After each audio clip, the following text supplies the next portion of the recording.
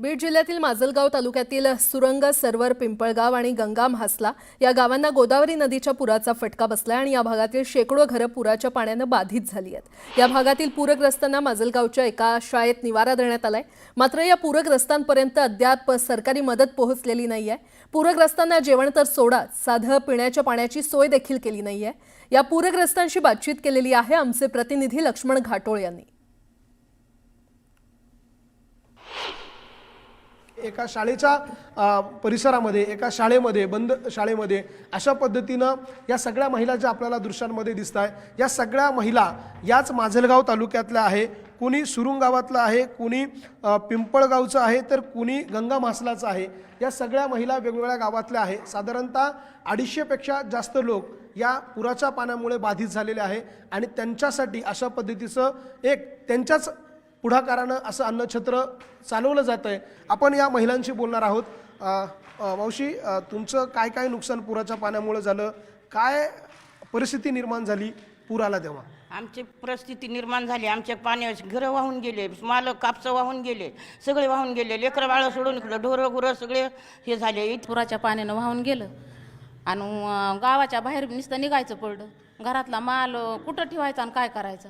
आता गेल्यावर पंचायती, आता बाहेर बी निघाल्यावर कुठं कुणाच्या इथं जाऊन कोण आधार देणार आहे म्हणून आलो। सतीश बाप्पाने दिला आधार आम्हाला खाण्यापिण्याचा तरी, आणि खाण्यासाठीच निघावं लागलं ना बाहेर। काय गावात बसून काय खायचं? फोन देखील उचललेला आहे। संतोष रोईकर साहेब बोलताय?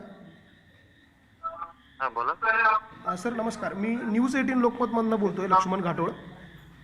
बोला सर, तुम्ही माजलगाव तालुक्यामध्ये सुरुम गाव नावाचं गाव आहे, झवरे पिंपळगाव गावाचं नाव आहे, गंगा म्हासळा नावाचं गाव आहे। ह्या गावामध्ये पूरबाधित जे लोक आहेत त्यांना एका अन्नछत्राच्या ठिकाणी ठेवण्यात आले। त्यांना तुमच्याकडनं काय मदत झाली सर? प्रशासनाची माणसं ठेवलेली आहेत तिथं। इथे एकही माणूस नाही, तुमचं पाणी सुद्धा या लोकांना मिळालं नाही अशी त्यांची तक्रार आहे। मी त्याच स्पॉटवरती आता आहे ज्या ठिकाणी त्यांचं अन्नछत्र सुरू आहे। तुम्ही तिथं आहेत का? हो, तुमचा आमचे ग्राम महसूल अधिकारी आहेत ना, सोमवार साहेब ते। इथे कुणी नाही, त्यांचे कुणी अधिकारी का बोलवा?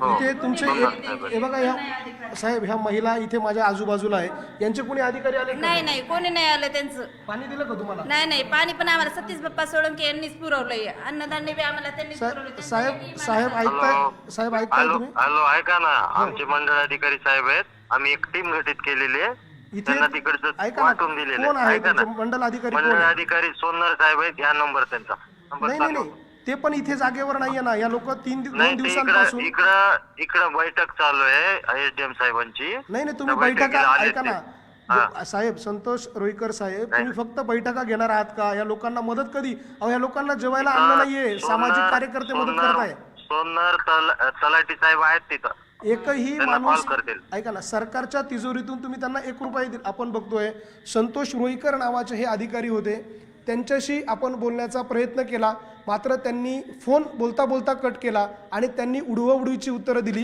की या ठिकाणी सरकारची मदत पोहोचली आहे। आपण या महिलांनाच विचारणार आहोत, तुमच्यापर्यंत सरकारची मदत केली? नाही, आमच्यापर्यंत कुठलीही सरकारची मदत आलेली नाही आजपर्यंत। आम्हाला काय मदत केली तर सतीश बाप्पा सोळंके यांनी। अधिकारी जे फोनवर बोलत होते खरं बोलत होते? नाही, खरं नाही बोलत, ते खोटंच बोलू लागले सगळं। आम्हाला पाणी सुद्धा कोणी इथं विचारलं नाही, तुम्ही पाणी प्यायलं का, चहा प्यायला का? आम्हाला सतीश बाप्पा सोळंके यांनीच मदत केली आतापर्यंत। काय केली तर दुसरं कुणीच आलं नाही आमच्यापर्यंत, कुणीच म्हणलं नाही। या हे अधिकारी जे फोनवर बोलले, तुम्ही त्यांचं फोनवर बोलणं ऐकलं, ते म्हणताय मदत केली का? नाही केली, मदतच केली नाही। आम्ही गावाच्या बाहेर निघायच्या आधीपासून आम्हाला सतीश बाप्पा सोळंके यांचा फोन येत होता, मी इकडे सगळी सोय केलेली, तुम्ही बाहेर काढा आमच्या गावातल्या माणसाला सगळ्याला, की येतो ते यायचे, फोन यायचे त्याचे की आमच्याकडे स्वयंपाक चालू हे करतो, तिकडे सोय करायला करायचे, सगळ्याची सोय करतो म्हणून। कुणी आम्हाला कुणाचा फोन आला नाही, कुणी काय हे केलं नाही। आम्ही बोटमध्ये बाहेर निघालो, ट्रॅक्टरनं आमच्या माणसाने आम्हाला आणून घातलं चिखलात। इथे सरकारने हे जे गहू तांदूळ तुम्ही आणले हे कोणाचे? धैर्यशील बाईनं का हे न सतीश बाप्पा सोळंके यांनी सगळ्यांनी आम्हाला मदत केली ह्या मसल्यावाल्यानं।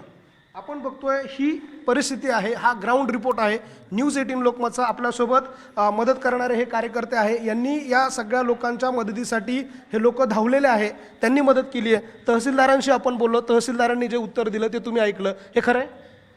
त्यांनी कसल्याही प्रकारची मदत केलेली नाही। सामाजिक कार्यकर्त्यांनी, गावकऱ्यांनी आजूबाजूच्या लोकांनी या ठिकाणी मदत केली. आमच्या शेजारी असणारं हे गाव आहे, त्यांची व्यथा बघून आमच्या इथल्या सामाजिक कार्यकर्त्यांनी आणि सगळ्यांनी मिळून आम्ही या ठिकाणी त्यांना मदत केली. प्रशासनानं त्यांना डायरेक्ट स्वरूपात काही मदत केली नाही. कारण न्यूज 18 लोकमतच्या माध्यमातून आपण हा खरा रियालिटी चेक करतोय आणि या प्रशासनाचं पितळ जे आहे ते आपण उघडं पाडण्याचा या निमित्ताने प्रयत्न करतोय. जे प्रशासन सांगतंय सरकारला की आम्ही या लोकांना मदत केली आहे, प्रत्यक्षामध्ये या लोकांना मदत झालेली नाही आहे. 1-2 नव्हे तर तब्बल 4 गावांमधले हे लोक आहे, 250हून अधिक लोक आहे आणि या लोकांपर्यंत साधं पाणी पोहोचत नसेल तर हे या सरकारच्या प्रशासकीय यंत्रणेचं आणि या सरकारमध्ये बसलेल्या राज्यकर्त्यांचं फेल्युअर आहे.